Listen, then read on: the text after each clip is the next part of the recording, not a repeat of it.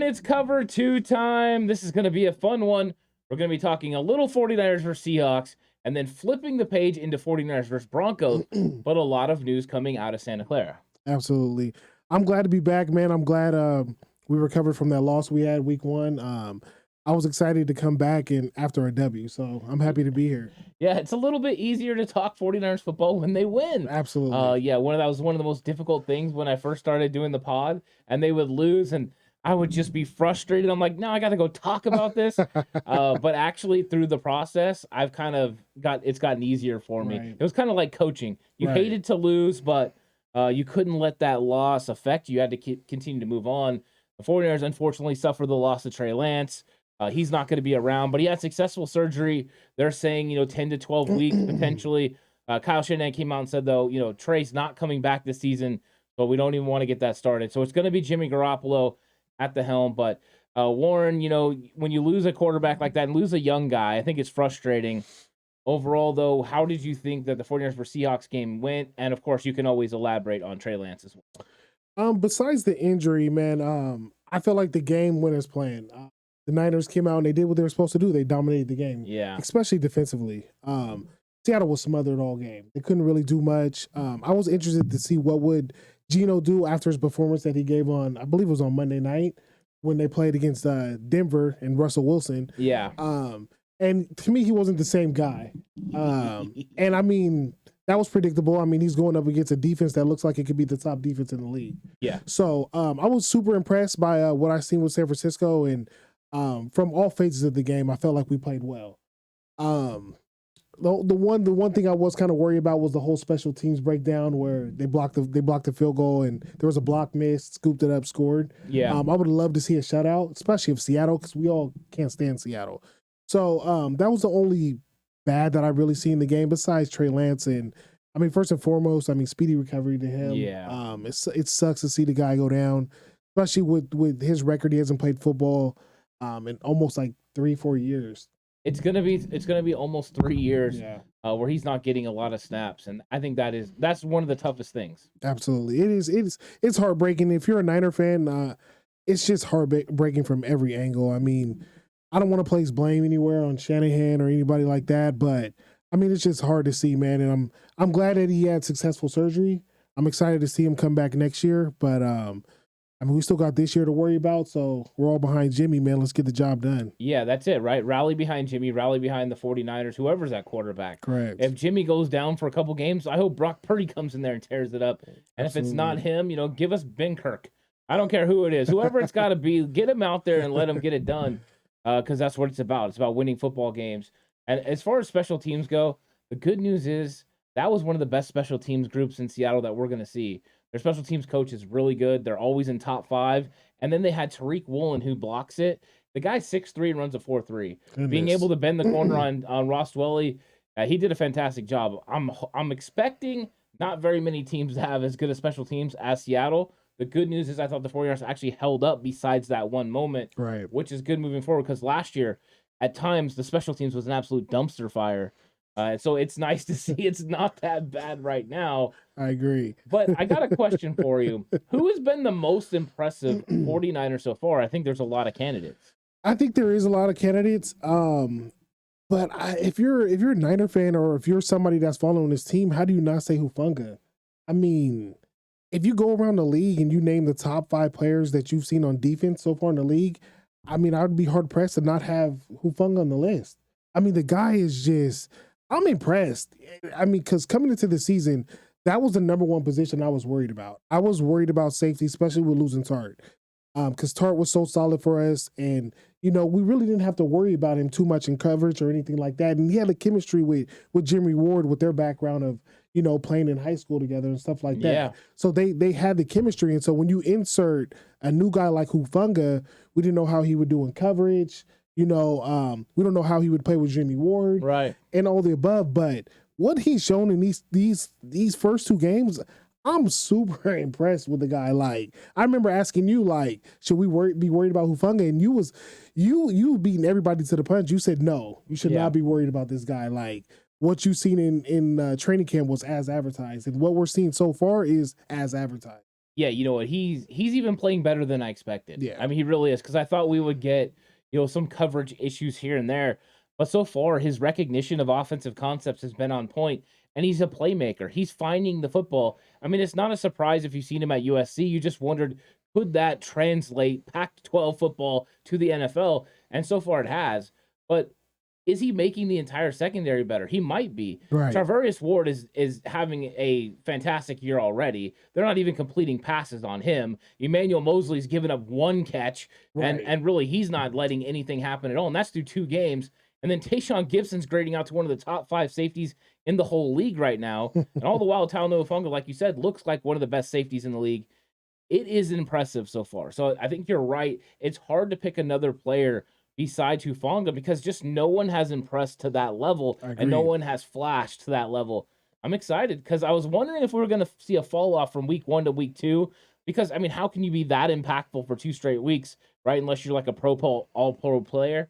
But nothing fell off. Talanoa Hufanga impressed again. Yeah, each week I see him line up and the plays he's making, I'm just like, wow, like this dude he's a game changer for this defense, you know? And I mean, this is already a defense full of game changers. You know, you got Bosa, you got Armstead, you got Warner. I mean, you got Jimmy Ward, and Jimmy Ward he hasn't even played, and I'm like, we don't even really miss him. We don't. No, and that's a scary thing, right? Right. He has so much versatility, more versatility than a Tayshaun Gibson.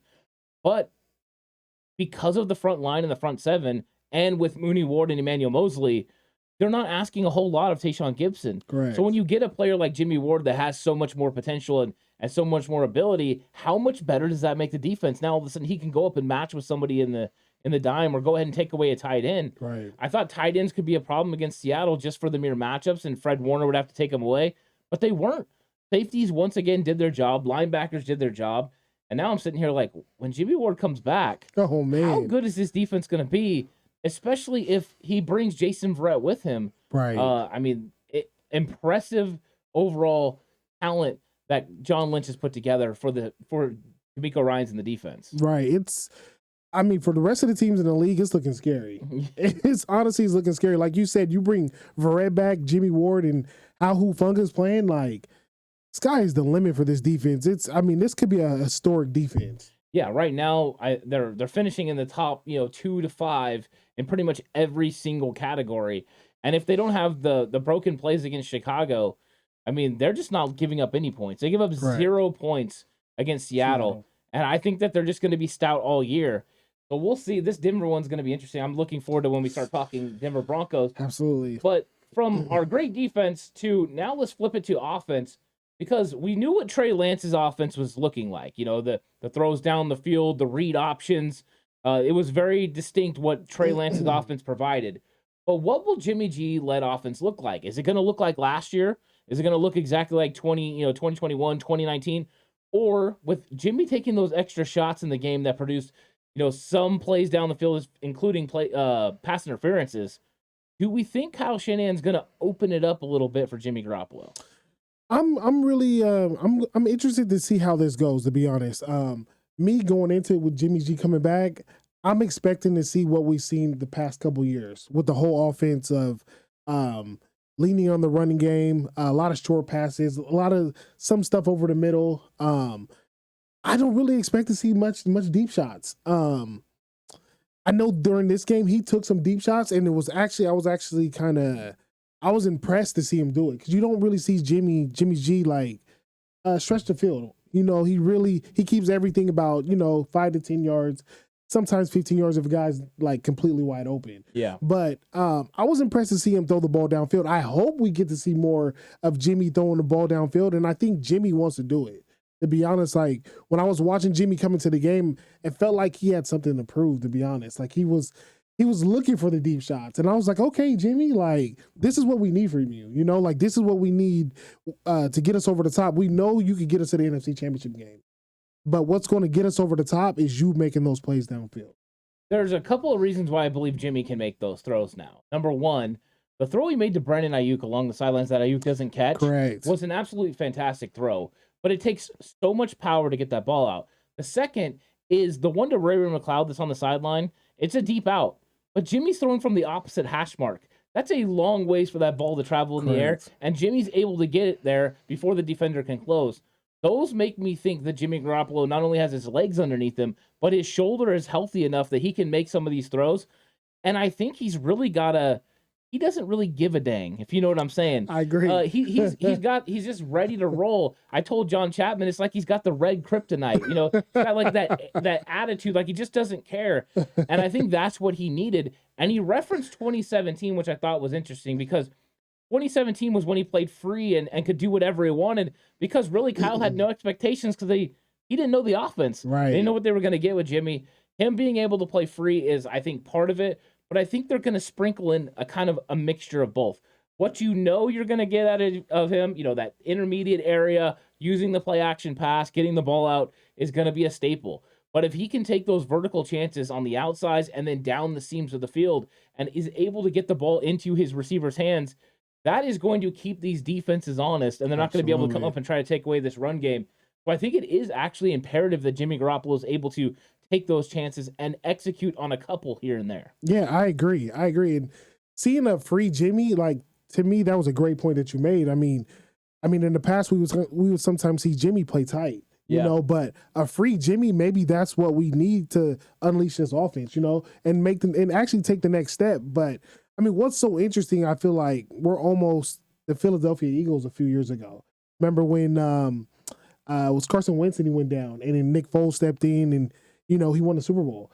I kind of get those vibes right now, and I like that. And if Jimmy comes in and like you said, he has that like I don't care attitude, like let's just go out here and let's win games, and you know, like one last hurrah, let's take this as far as I can. That might be the X factor that we needed to finally get over the hump.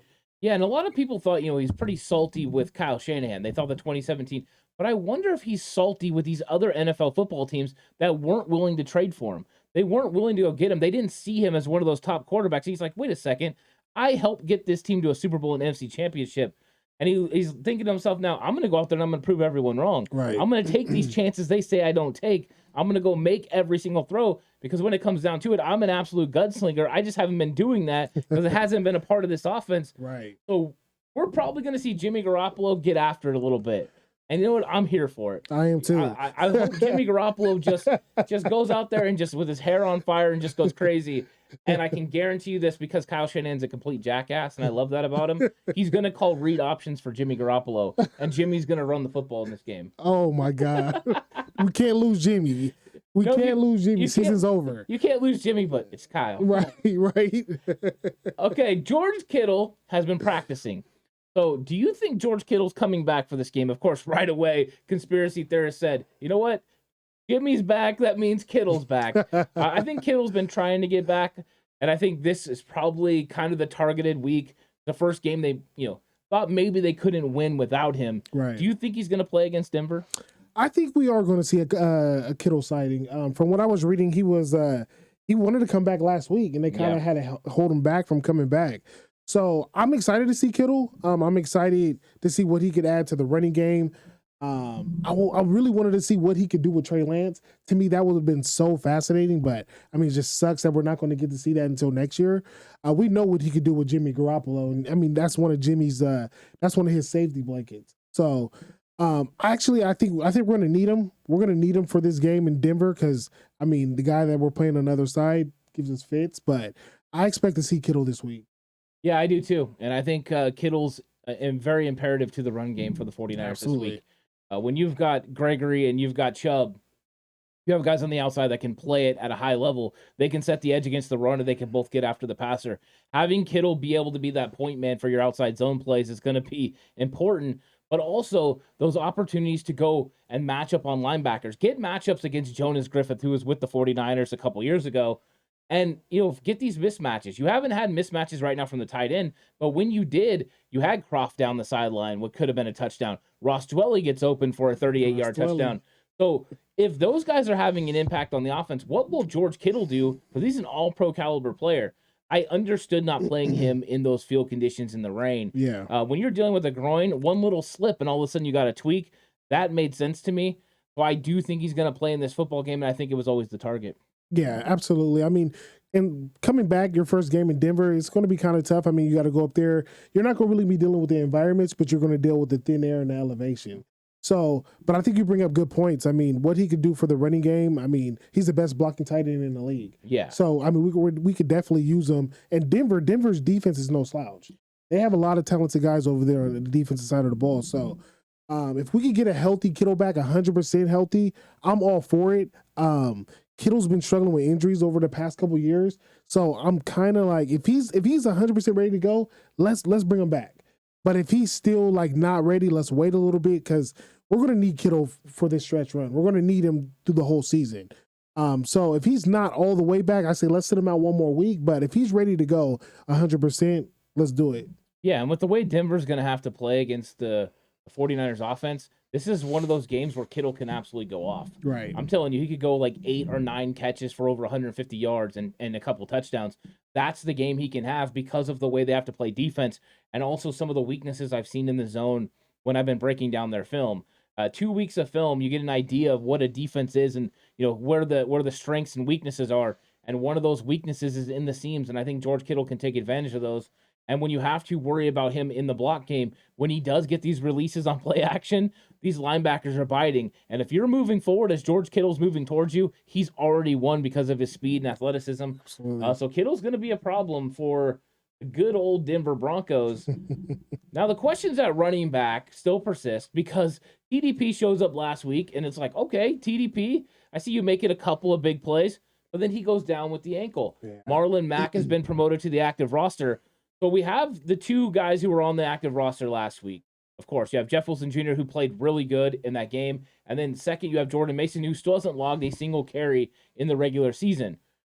What do we think this running back carries are going to look like? How is this thing going to be, kind of dished out? Because last week, Jeff Wilson Jr. had 18 carries and TDP had 14. Jordan Mason got 0. Will we see the same thing? 2 guys getting the bulk of the carries with Debo sprinkled in? Or are we going to see all 3 of these guys and Debo? Well, I fully expect Jeff Wilson to get the lion's share of most of the carries. I mean, he played well last week. I love what I seen out of Jeff Wilson, especially coming off the game that he put on against Chicago. I felt like he looked like a step slow. Like he didn't look like himself. This week, I loved what I seen from Jeff Wilson, so I expect him to take the majority of the carries. The number 2 running back, I would say is Debo, to be honest. I mean, the way they've been utilizing Debo this year, I mean, he's more of a running back than a receiver this year. I mean, he's been getting a lot of run in the backfield. So I fully expect to see Debo at number 2, to be honest, when it comes to carries. I would love to see Jordan Mason. I mean, from what we've seen in the preseason, I mean, the guy he could be something. And especially in this offense, I think I would love to see him get carries. Let's see what the kid can do. We all know what Marlon Mack can do. Marlon Mack the guy to me, is a beast. But right now I'm kind of missing Jermichael Hasty a little bit too. I mean, we got rid of Jermichael Hasty. I mean, we waived him, right? Yeah. He got waived, but I mean, with Shanahan, it's the next man up. You go through so many running backs, and Jermichael Hasty would have came in handy right now. Yeah, you're right, especially on third down. And I think that's where Marlon Mack's going to find his playing time. Because you have Jeff Wilson Jr., and Jeff Wilson Jr. can do it all. He can play on first, second, and third down, and you know what you're going to get from him. But Jordan Mason, Kyle Shanahan has said that him and TDP didn't do things without the ball in their hands. That makes me think pass protection right away. So if Jordan Mason's not very adept in pass protection, that means they need somebody else to play third down. So if Jeff Wilson Jr. needs a break, it's going to be Marlon Mack. And he said already that Mack understands the offense. He's doing very well. He's doing a good job. So I think what we're actually going to get is a little bit different than last week. I think Jeff Wilson Jr. will get a bulk of the carries. I think it's going to be 12 to 14 for Jeff Wilson Jr., especially if they're running the football well. Correct. And then I think Jordan Mason's going to get about 7 carries. Going to get some opportunities. If he does well, he'll probably get more. But then I think after that, Marlon Mack is going to get a few as well. So they're going to sprinkle him in and use all 3 guys, not to mention Deebo Samuel. Here's the problem with Deebo Samuel. Deebo Samuel with Trey Lance at the quarterback position, they're freezing defensive ends. It's a different type of game with the read option. If you try to run the read option look now with Jimmy Garoppolo, which they do, you're going to have a different dynamic from those outside guys. Right. Here's where it gets fun, though. If you do the exact same thing, but instead of read option, it's RPO, and Jimmy Garoppolo can do that so well, okay, your defensive end might crash down the line of scrimmage to take away Deebo. That's awesome, because Brandon Ayuk was going to have an open area in the middle of the field where he can get the football on a slant. So I think that you just change the read for the team. It goes from being a running play to more of a pass run option with Jimmy Garoppolo at the helm with Deebo Samuel, and let's see if it has a similar impact to what it had at the end of the season. Yeah, and I think it will, to be honest. I mean, we're going to need those plays. I mean, without Trey Lance and pretty much like throwing in, because I think Jimmy was saying there was a lot of new stuff to the offense. Yeah. That a lot of new stuff that he didn't understand. So, but we seen him last year in the read option. So I think you make I can't speak, but I think you make a solid point there. I think the difference is, he's going to have the passing option. So I definitely agree with you on that. Yeah, and just so everyone's clear, they come in every single year with a new install of plays. Right. Kyle Shanahan, and then of course with Chris Forrester being the new running back, coordinator, run game coordinator, you're going to come in, you're going to come up with different ideas of how you're going to approach. You also have new personnel. Anytime you have new personnel, you have ideas what you want to do with Ray McLeod, who we saw motion in the backfield. New ideas what you can do with an expanded role for the wide back and Deebo Samuel. So I think that's part of the new thing that Jimmy Garoppolo is talking about. And now they're going to probably input some of the things that Jimmy does really well. I would if I was a play caller, because that's smart to use my player to the best of his ability. Absolutely. Now let's flip it to the 49ers versus the Broncos. This is going to be a fun matchup. We've talked a little bit about certain things that are going to happen in this game. But 49ers versus Broncos. Broncos beat the Houston Texans 16-9. It wasn't an impressive performance. The Broncos wide receivers and running backs seem to not be able to catch the football from Russell Wilson for whatever reason. Jerry Jeudy's nursing an injury. Hamler's nursing an injury. Cortland Sutton's looked pretty good. And they got a good running game. Javonte Williams is good. Melvin Gordon's good. But if you break it down, if they're going outside, it's Williams. If they're going inside, it's Ingram. So I think they do have some tells and some things that they're still working out. And I don't think Nathaniel Hackett's offense is looking real good because they're trying to implement so much Russell Wilson things he did in Seattle. So in this game, Warren, what do you think about this matchup? They barely lose to the Seahawks and they beat the Texans. Do you think the Broncos are, I guess, an easier game than we initially thought coming into the season? It's hard to say. Anytime the Niners face Russell Wilson, it's a headache, because we know what he brings to the table. We know the problems and the chaos he puts on us every time we play this man. And he knows how to play the Niners. That's the thing about it. So going into this game is what makes it so much of a wild card, because if you look at the talent, we're a more talented team than the Denver Broncos. Yeah. But what makes it so much of a wild card is Russell Wilson. He just knows how to play the Niners. He knows how to beat the Niners. So I'm going to be interested to see, honestly, how this game goes. I mean, if the game was in San Francisco, I'd have the Niners winning easily. Since we got to go on the road, we got to go up to Denver. To me, it's going to be a more interesting game. It's going to come down to a lot of different things to me. How do you contain Russell Wilson? I believe Denver is going to try to run the ball. I mean, you look at how over the past 2 years now, I mean, they have a two-headed monster with Gordon and I believe it's Javonte Williams. Yeah, Javonte Williams. Yeah, and I mean, the Williams, to me, the kid is impressive. He's nice. He's fast. Yeah. He runs hard. He hits the hole. Dude, he's the legit running back. So that's definitely going to present problems for the Niners coming into this game. But I think numero uno was pretty much stop Russ, contain Russ. Kind of like the same game plan going into Chicago. Right. And what killed us at the end is those sandlot plays. So if we could stop Russ from doing those sandlot plays that he's so great at doing, I think we have a great chance of winning this game. So is that your biggest concern? My biggest concern, yes. Yeah. Russell Wilson. Russell Wilson is my biggest concern. Yeah, I'm with you. Because on my game preview show that came out yesterday, that's what I talked about is Russell Wilson. You can't let him cook. Correct. This front seven's got to keep him inside the box and make it so Russ doesn't defeat you. If you put it on everyone else, if you slow down the run game and then you don't let Russ cook, this offense can't score points. And they haven't scored points so far. 16 points per game. And that's against Seattle, who the 49ers put up 27 and could have easily put up more. And against the Houston Texans, who don't have the greatest defense in the world. So I think right now this Broncos offense is sputtering. They're trying to figure out what their identity is. Are they Nathaniel Hackett's offense? or are they Russell Wilson's offense? And Russ brought so many concepts over from Seattle that he wants to run, but it seems to me that it's not working out right now. I think at some point Nathaniel Hackett's going to have to take control and say, you know what, we're going to run my offense. You need to operate within my offense because I feel comfortable calling plays within that offense. But until then, I think the 49ers have a really good chance of making some big-time plays on defense, especially with all the playmakers at all three levels. I think they can cause some problems for Russ here and there. So you're right. Russ not being able to extend plays is huge. If they keep him in the pocket, I think they have a good opportunity to get after him. I agree. And that's the interesting point as you bring up, like, is it Russ's offense or is it Hackett's offense? Because, I mean, if you look at what the turmoil in Seattle was, that's exactly what it was. Is it let Russ cook or we're going to play within the system?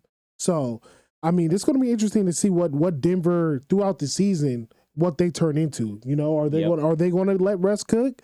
You know, or are they going to they're going to put the handcuffs on Russ? So we're definitely going to find out more during the season, like what's going to happen with them. But for this game right here, if the Niners contain Russ, and like let's say they contain him like the Niners did with Justin Fields in the first half, I fully expect us to dominate the game. But like I said, Russ, he's the Niner killer, man. Yeah, he's the Niner killer. He knows how to play San Francisco. So, that has to be assignment number one. It's contain Russ. Keep him in the pocket, make plays within the pocket. Yeah, I'm with you. Now I want to know what you think the 49ers' biggest advantage is against the Denver Broncos.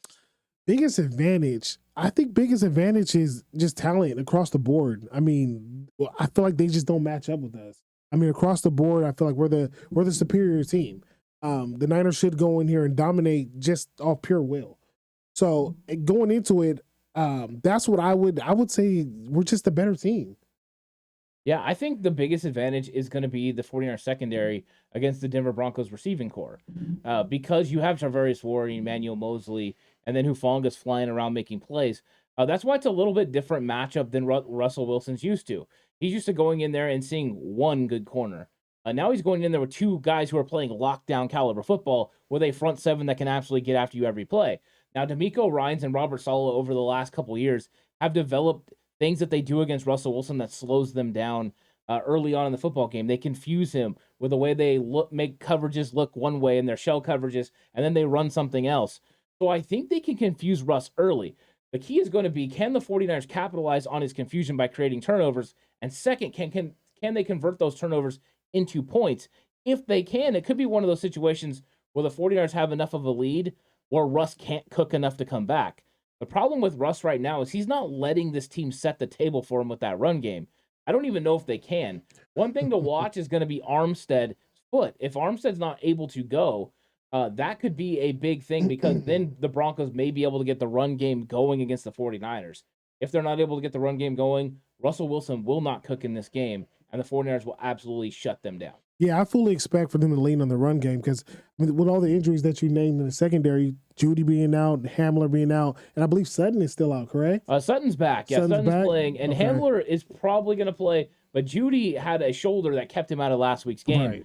Right. He hasn't practiced, so we'll see. Right. So I fully expect them to lean on the running game, and those running backs, they do have dynamic running backs, but Melvin Gordon, he's always coughs it up. So he's prone. He's always fumble prone. So that's a guy. I mean, if the Niners they could pinpoint, and they could turn the ball over. They could cause turnovers with Melvin Gordon. So going into this game, I do see Denver trying to lean on the running game and try to. I say try to make plays with the running game to exploit the Niners going forward in this game. Yeah, and there's lots of movement from them. Yeah. That's one thing that Nathaniel Hackett has brought, and Russell Wilson, I'm sure he likes. There's a lot of movement, wide receivers coming and flying by in motion, them running fly sweeps, them running different things. They have pretty quick guys like Hamler that can make plays. If the 49ers can get up the field on those, if Azeez Al-Shire and Dre Greenlaw can fly upfield and make those plays, it's going to be a long day because they're trying to stretch teams horizontally, and the 49ers have the speed to be able to match them horizontally. I think it's one of those interesting matchups where some of the Broncos' strengths meet the 49ers' strengths. Right. So who's going to end up getting the upper hand? I think that's what's going to be fun to watch. But, Warren, it's that time now where it's time to get your game prediction for this game. Now, I have the 49ers winning this game. I think the 49ers are going to get it done. I think they're going to handle business. I think they're going to win the game 24-17. to 13. I think the defense is going to shut Russ down. I think, Jimmy Garoppolo is going to do enough, and then Kyle Shanahan is going to absolutely put the brakes on and just run Jordan Mason and Jeff Wilson Jr. in the second half and absolutely take the will out of Denver. Okay. So I have that 24-13. What do you think? I have the Niners get off to a fast start. So I have the Niners get off to a fast start. I say we're up about 17-3 early in this game. And I think Russ starts causing problems for us as the game progresses. Huh? But I do have the Niners winning. I have us winning a close one though. I have the Niners winning by a field goal. I say we pull it out 20-17. Wow. So so closer to what the Madden sim was. Madden sim had the 49ers winning 14-13. So interesting. Okay, Warren. Close. Yeah, it was a close game. Yeah, that would be interesting. I either way though, I hope the Niners walk away with a win. I don't care if they win by 1 point or 30, as long as they beat the Denver Broncos and go 2-1. That way they can go up against the Los Angeles Rams on Monday night.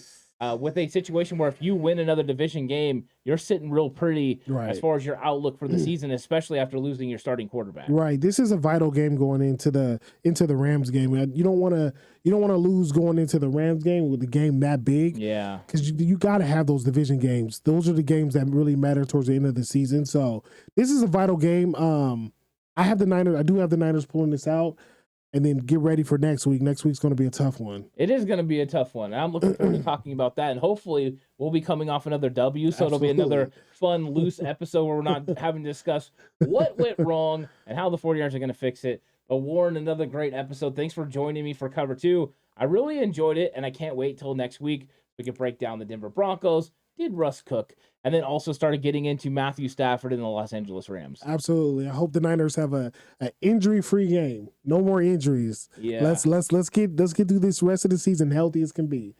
Yeah, for sure. And thanks everyone for joining us for the episode. I hope you liked it. Give it a like.